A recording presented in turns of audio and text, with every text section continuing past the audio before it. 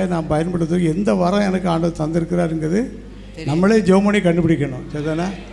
அப்போ அதை சொல்லியே நம்ம ஜெபம் பண்ணணும். ஆண்டவர் இந்த வரம் எனக்கு இருப்பதை உணர்கிறேன், இந்த வரம் என் மேல் கிரியை செய்யட்டும்.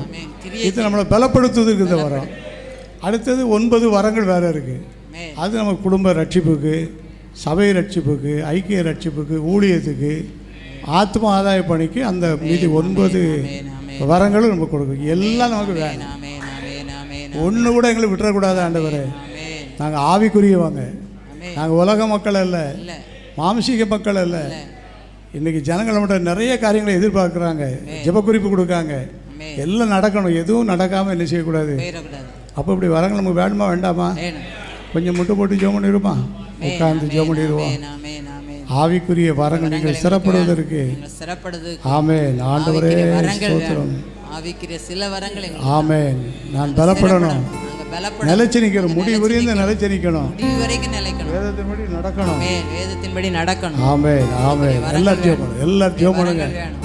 சில நீங்கள் சிறப்படுவதற்கு சில